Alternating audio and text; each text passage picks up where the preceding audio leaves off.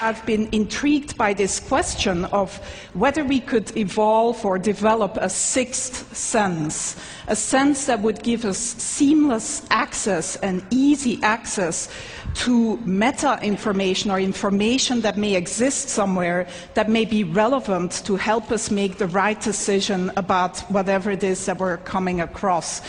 And some of you may argue, well, don't today's cell phones do that already? But I would say no. When you meet someone here at TED, and this is the top networking place, of course, of the year, you don't shake somebody's hand and then say, can you hold on for a moment while I take out my phone and Google you? Or when you go to the supermarket and you're standing there in that huge aisle of different types of toilet papers, you don't take out your cell phone and open a browser and go to a website to try to decide which of these different toilet papers is the most ecologically responsible purchase to make.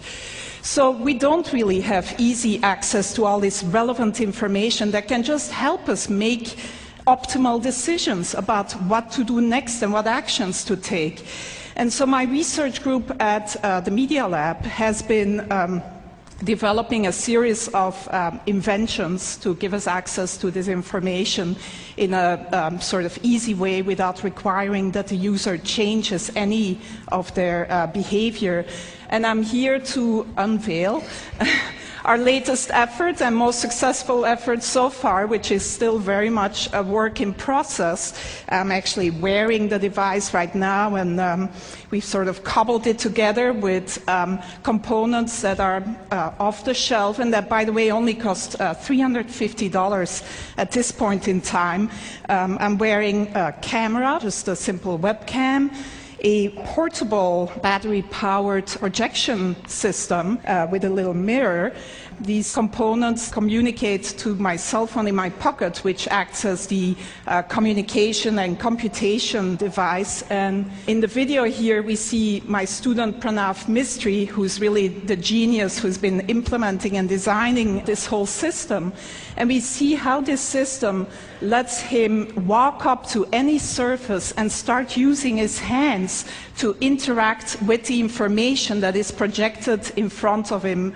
The system tracks the 4 significant fingers. In this case, he's wearing simple marker caps that you may recognize. But if you want a more stylish version, you could also paint your nails in different colors.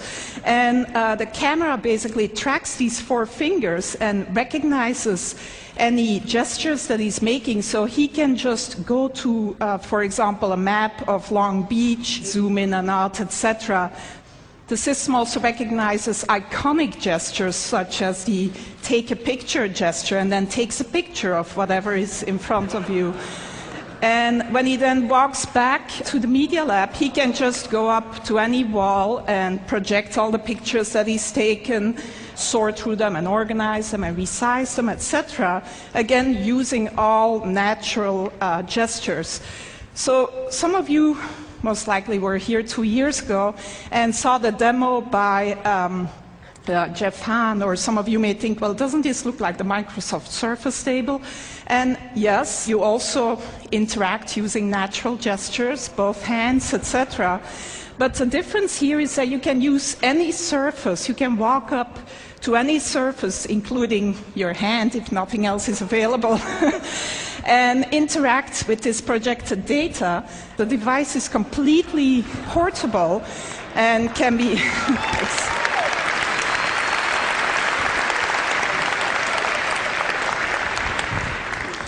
So one important difference is that it's totally mobile. Another even more important difference is that in mass production, this would not cost more tomorrow than today's cell phones, and would actually not sort of be a bigger package and could look a lot more stylish than this version that I'm wearing around my neck.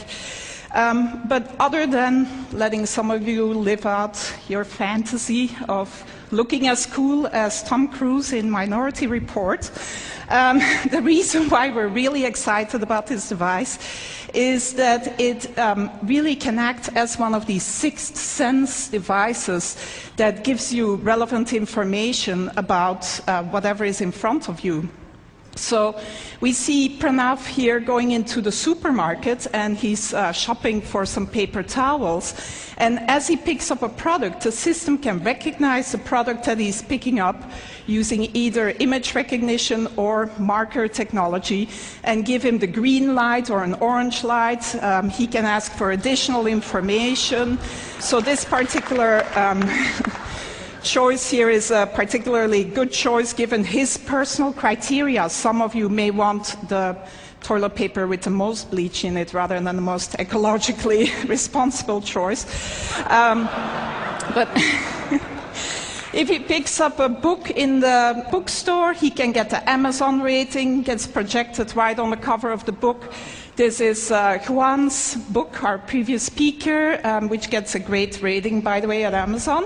And so Pranav turns the page of the book and can then see additional information about the book, reader comments, maybe sort of information by his favorite critic, etc.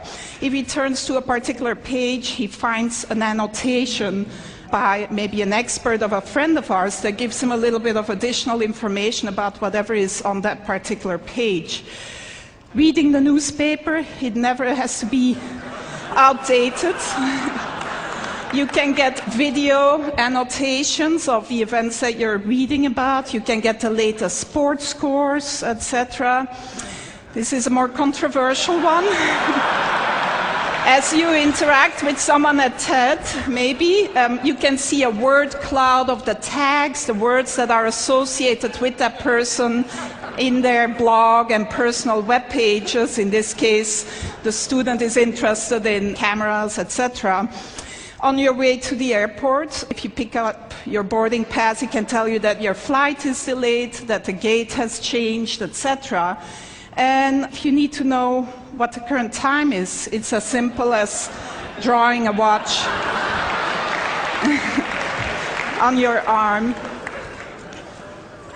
So that's where we're at so far in developing this sixth sense that would give us seamless access to all this relevant information about the things that we may come across. My student Pranav, who's really, like I said, the genius behind this.